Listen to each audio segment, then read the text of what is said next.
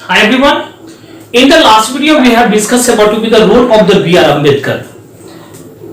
On that point, we have very well discussed about him, how the B.R. Ambedkar was known as the lawmaker. अगर हम लोग बात करते हैं तो उसमें ये भी चीज भी जानते हैं कि कैसे उनको lawmaker कहा जाता है, या फिर अगर the father of the constitutions की अगर बात आती है तो फादर ऑफ द कॉन्स्टिट्यूशंस में भी डॉक्टर बी आर अंबेडकर का ही नाम आता है। ये हम लोग अच्छे से उस दिन जो था लास्ट वीडियो में हम लोग ने इस सब चीज के बारे में डिस्कस किया था। Okay, now today the point which we have discuss here that is about to be the adoptions of the constitution. मतलब एक तरह से कॉन्स्टिट्यूशंस को कब एक तरह से अडॉप्ट की गई थी, कब एक तरह से लिया गया। तो ऑन 26 नवंबर 1949 कहते कि on 26 November 1949 the constitution was formally to be accepted by the member of the constituent assembly after 3 years। कहते ना कि एक तरह से 3 years ड्राफ्टिंग करने के बाद में 26 नवंबर 1949 को जो कॉन्स्टिट्यूशन था ना उसको फाइनली एक तरह से अडॉप्ट कर लिया गया। किसके द्वारा? तो जो भी उस समय में हमारे मेंबर्स वगैरह थे कॉन्स्टिट्यूएंट असेंबली के, उनके द्वारा। The constitutions came into be the force on the 26 जनवरी। देखिए लिया गया कब? 26 नवंबर 1949 को, और it was came into be the force into be the 26 जनवरी 1950। और ये एक तरह से वर्क करना कब से आया? एक तरह से अगर हम लोग देखें तो ये फोर्स में कब से आया? तो 26 जनवरी 1950 को आकर के। तो अगर हम लोग एडॉप्ट की बात करें, सबसे पहले अगर पॉइंट हम लोग लेते हैं एडॉप्टेशन की, तो it was adopt on the 26 नवंबर। कब लिया गया था? 26 नवंबर 1949 को। और फोर्स में came into be the force में अगर हम लोग बात करते हैं तो केम इनटू द फोर्स की अगर बात करें तो 26 जन 1950 से ये एक तरह से रूल करना चालू, मतलब फोर्स में आ गया, एकदम पावर में आ गया। अगर हमारी कॉन्स्टिट्यूशंस की हम लोग जो बातें कर रहे हैं उस तरह से ये 1950 में आकर के। So the date 26 January is important in the history of the national.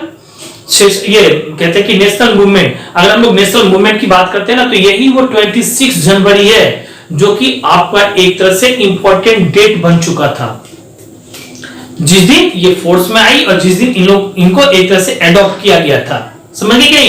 तो ये नेशनल एक तरह से मूवमेंट हमारी जो थी वो एक तरह से ये इस दिन आकर के आपका बन चुका था।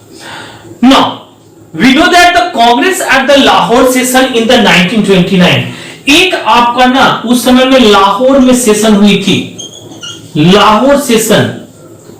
ये लाहौर सेशन जो था ना वो आपका 1929 में आकर के हुआ था। ध्यान से सुनिएगा इस पॉइंट को कि अगर हम लोग इसमें देखते हैं कि Congress at the Lahore session क्या हुआ कि 1929 इन द दिसंबर 1929 में, ये भी आपका ठीक दिसंबर की बात है। 1929 में ये दिसंबर की बात है कि प्रोमुलेटेड फॉर द पूर्ण स्वराज और द कंप्लीट सेल्फ रूल। इन लोगों ने एक तरह से ना प्रोमुलेटेड किए। तो प्रोमुलेटेड का मतलब भी आपके बुक में दिया हुआ है कि एन आइडिया और द कॉजेस। कहते हैं कि एक आइडिया या फिर cause promoted to make the widely the known, जिसको एक तरह से प्रमोट किया गया था वाइडली नोन के लिए। तो ये एक तरह से 1929 को दिसंबर में कांग्रेस सेशन में ये एक तरह से लाया गया था। वो भी था आपका किसका? तो पूर्ण स्वराज। क्या बोला गया इनको? पूर्ण स्वराज। तो पूर्ण स्वराज का अगर हम लोग मीनिंग देखें ना, दैट मीन्स इसको कहा जाता आपका कंप्लीट इंडिपेंडेंस। कंप्लीट इंडिपेंडेंस, समझ गए कि नहीं? एक तरह से ये लाहौर सेशन में कांग्रेस को द्वारा 1929 दिसंबर को ये मतलब एक प्रस्ताव लाया गया कि इस तरह से हम लोग को पूर्ण स्वराज चाहिए, कंप्लीट जो है ना वो पूरा का पूरा इंडिपेंडेंस चाहिए, यानी कि सेल्फ रूल भी इसको हम लोग एक नाम से जानते हैं। इनको हम लोग ना सेल्फ रूल के भी नाम से, मतलब हम लोग का अपना खुद का रूल इसमें चलाया जाएगा या चलेगा। So at that time Jawaharlal Nehru had decided. उसी समय में क्या होता है कि जवाहरलाल नेहरू जो थे ना वो डिसाइड करते हैं क्या चीज कि दैट 26 जनवरी 1930 ये उसी दिन ये एक तरह से करते हैं कि शुड बी द सेलिब्रेटेड 26 जनवरी 1930 को ही उन्होंने एक तरह से, किसने? जवाहरलाल नेहरू ने डिसाइड किया किस चीज के लिए? to be the celebrated, should be the celebrated as a Independence Day, कि हम लोग इंडिपेंडेंस डे जो है ना वो आकर के मनाएंगे। 26 जनवरी 1930 को ये जवाहरलाल नेहरू ने एक तरह से डिस्कस किया, डिसाइड किया था इस बात को लेकर के। समझ गए कि नहीं? तो ये सारा का सारा पॉइंट आपका इस adaptation to be the constitutions में थी। Next point, after the constitution was adopted, जब एक तरह से कॉन्स्टिट्यूशंस को एडॉप्ट कर लिया गया तो उस समय में doctor Rajendra Prasad was elected, doctor Rajendra Prasad को इलेक्ट किया गया था as the first president of the India. अगर हम लोग बात करते हैं ना the first president of India, तो ये कौन माना जाता है? डॉक्टर राजेंद्र प्रसाद। इनको एक तरह से ना देश का पहला जो था वो प्रेसिडेंट माना गया। समझ गए? ये पॉइंट आपका इसके अंदर में दिया गया है। Next point about to be the preamble. अब जो हम लोग आ रहे हैं इसमें, ये आपका द प्रियम्बल के बारे में दिया गया है। Okay, first of all we have discussed about its a definition, what is this? तो basically we know that the preamble is the introduction of the constitutions. अगर हम लोग देखें ना तो प्रियम्बल को एक तरह से it is said about to be the introduction of our constitutions, मतलब हमारी जो संविधान है इस संविधान के बारे में ना ये एक तरह से आपको इंट्रोडक्शन देगा, इसके बारे में बताता है। And it lays to be the out of the value, कहते हैं कि इसकी जो वैल्यूज है, विजन है, ऑब्जेक्टिव ऑफ द कॉन्स्टिट्यूशन है, ये सब सारे चीज के बारे में आपको समझाती है। Now the idea of the preamble was taken from the constitution of the preamble, कहते हैं कि जो यूनाइटेड स्टेट ऑफ अमेरिका का है ना उनके कॉन्स्टिट्यूशन से ये आइडियाज वगैरह जो था वो प्रीएम्बल का वो चीज लिया गया। कहां से लिया गया था? तो यूनाइटेड स्टेट ऑफ अमेरिका से इसकी आइडिया जो थी वो आइडिया लिया गया था आपका the United states of America. यहां से इनकी आइडियाज वगैरह जो था ना वो एक तरह से लिया गया था। So this is the significance of the preamble, कहते हैं कि अपनी प्रीएम्बल की ना एक अलग सी पहचान भी है, सिग्निफिकेंस भी है। इसमें क्या क्या दिया गया है ये सब चीज हम लोग को समझना पड़ेगा। Now the point number 1, it mention the source of the constitutions. इसके अंदर में अगर हम लोग जाते हैं ना तो मेंशन किया गया सबसे पहले किसके बारे में? Mention of the source. इसकी अगर हम लोग बात करते हैं तो इट मेंशन, ये आपको मेंशंस किए हैं the source of the constitutions, source of the constitutions के बारे में ये आपको एक तरह से बताता है। Second point, if we talk here, so that is about to be the explain the nature of the state. It also explain the nature of the states. Okay, and the next point given about to be the states, the objectives of the constitutions. States, the objectives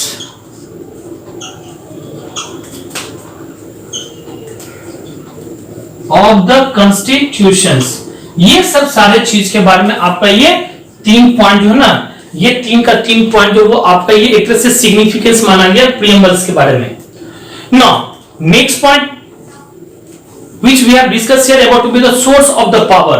अगर हम लोग इसी में आ जाते हैं ना next point, तो that is about to be the source of power. ये क्या था इसके बारे में भी आप समझना जरूरी है। What about to be the source of the power? Now listen very well here. The preamble begins with the we the people of the India. अगर आप preamble देखोगे ना अपना तो देखिए ना उसमें लिखा हुआ है कि we the people of India, सारे के सारे कैपिटल लेटर्स वगैरह में लिखे गए हैं। So this state that, इस पॉइंट से आपको क्या समझ में आता है? प्रीएम्बल हमारी इतनी छोटी सी नहीं है, जब आप देखिएगा तो बहुत बड़ा सा प्रीएम्बल लिखा गया है और आपके बुक में भी दिया गया है with the preamble of India. ये इंडिया से स्टार्ट है और सारा बहुत सारा आपका लाइन वगैरह में ये सब दिया गया है। तो उसमें दिया कि this state that the source of the constitution is the people of the India, मतलब इसके जो सोर्सेस वगैरह है ना इस कॉन्स्टिट्यूशंस के, तो वो क्या है कि एक तरह से सोर्सेस जो है ना हमारे इंडिया का वहां से पीपल का वो सोर्सेस से लिया गया है। सो द ऑथोरिटी, इसलिए कहा गया कि जो ऑथोरिटी है ऑफ द गवर्नमेंट इज, और इसलिए ये ऑथोरिटी जो एक तरह से गवर्नमेंट को क्या किया है, तो एक तरह से डिराइव किया है from the people of the India में। इस तरह से ये पॉइंट आपकी सोर्सेस ऑफ द पावर के बारे में बताता है। Now it is not the impose on them, और इनके ऊपर में कोई भी इंपोजिंग नहीं है। ये सब भी चीज आपको समझ के आना, मतलब लेना पड़ेगा, समझ में लाना पड़ेगा। Okay, the next point given about to be the nature of the state. अब जो नेक्स्ट पॉइंट हम लोग करने के लिए जा रहे हैं, ये आपका दिया गया है नेचर ऑफ द स्टेट का। यहां ये रिलेटेड स्टेट का मतलब, आप स्टेट मतलब क्या कोई मतलब राज्य मत समझिएगा, ये कंट्री, पूरा रिलेटेड कंट्री के बारे में ही दिया गया है। Now the idea of an India being a sovereign country means that the India is an independent country. देखिए, अगर हम लोग बात करते हैं ना, सबसे पहला पॉइंट नेचर का, नेचर ऑफ द स्टेट का, तो इसी में दिया गया कि जो ये आइडिया है ना एक इंडिया का कि बीइंग द सॉवरेन कंट्री बनना, तो सॉवरेन कंट्री का मतलब ही होता है कि इंडिया एक तरह से इंडिपेंडेंट कंट्री है। She is not under the any foreign country. पहले जो था, लेकिन कॉन्स्टिट्यूशन बनने के बाद में हमारी कंट्री किसी ब्रिटिश के या किसी भी अदर कंट्री के अंदर में ना गुलाम बन के नहीं रही थी, फॉरेन कंट्री के अंदर में नहीं था। हम लोग आजाद हो गए तब हमारे यहाँ कॉन्स्टिट्यूशन वगैरह लगाई गई। तो she is not under any the foreign country, ये किसी फॉरेन कंट्री के अंदर में भी नहीं है। And she is free to be the conduct her the internal matter, कहते as well the external affair of to be the डेमोस्फीयर, कहते कि ये इंटरनल से लेकर के और एक्सटर्नल मैटर में खुद ही डिसीजन ले सकती है, ऐसा इसके अंदर में है। No other country can be the interfere, इसके अंदर में कोई भी कंट्री जो है ना वो एक तरह से इंटरफेयर नहीं करेंगी।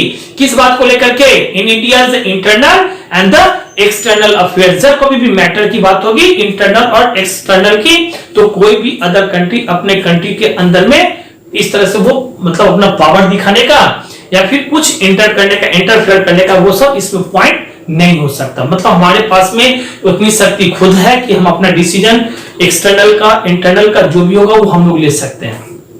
सेकेंड पॉइंट, ये जो कॉन्सेप्ट बनाया गया था कि behind the making the India is a socialist country is that every citizen must get equal opportunity and must be the provided with the descent of the standard of the living. कहते ना कि एक तरह से जो अपने यहां ये नेचर जो बनाई गई ना, ये जो कॉन्सेप्ट बनाया गया बिहाइंड द सोशल कंट्री का, इसका मतलब क्या हुआ कि एवरी सिटीजन मतलब एक एक करके जो हमारे कंट्री में रहने वाले सब है ना, वो इक्वल अपॉर्चुनिटी इनको दिया जाएगा और मिलेगा। किस बात के लिए?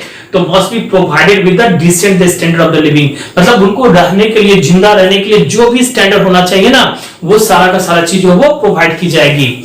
And this term was incorporated by the 42nd amendment act of the 1976, और इस चीज को एक तरह से आपका 42nd अमेंडमेंट एक्ट ऑफ 1976 का जो एक्ट बना था उसके दौरान इसको लिया गया। Next point, India is a secular country, अपने कंट्री को एक तरह से सेकुलर भी माना गया। So this term was incorporated by the 42nd amendment of 1976, इसको भी एक तरह से जोड़ा गया 42nd अमेंडमेंट एक्ट 1976 में। And this mean that the India does not, इसका मतलब क्या कि India does not have any state religion, अपने कंट्री में कोई भी एक तरह से स्टेट रिलीजन नहीं है। अदर कंट्री में आप देखिएगा ना, कहीं पर में इस्लामिक रिलीजन ही फॉलो किया जाता है, तो कहीं पर में क्रिश्चियन रिलीजन ही फॉलो किया जाता है और अदर रिलीजन नहीं चलते। लेकिन अपने कंट्री में ऐसी बातें नहीं है। अपने कंट्री में एक चीज एकदम क्लियर कट इसमें दे दिया गया है कि अपने यहां कोई स्टेट रिलीजन नहीं है। That means India does not have any state religion और the all religions are treated equally in the eye of the law, और जितने भी अदर रिलीजन्स है ना उनको भी इक्वल ऑफ लॉ के तहत रखा जाता है। हम लोग जानते हैं कि हमारे कंट्रीज में क्रिश्चियन को ले लीजिए, चाहे मतलब इस्लाम रिलीजन को मानने वाले को ले लीजिए, इन सबों की मात्रा जो है ना पॉपुलेशन बहुत कम है, लेकिन हिंदू बहुत ज्यादा। तो क्या यहाँ पर उनके ऊपर में ये सब सारी दबाव भी डाली जाती है? नहीं, ऐसा कुछ नहीं होता है। सो एज ऑफ लॉ अगर हम लोग चलते हैं ना तो सभी में क्या है, सभी रिलीजन यहाँ पर जो रहने वाले वो इक्वल है। And every citizen can follow the religion of his और द हर चॉइस, कहते हैं कि हर एक रिलीजन जो है वो अपने चॉइस के हिसाब से काम कर सकता है. Okay, so there should be no discrimination based on the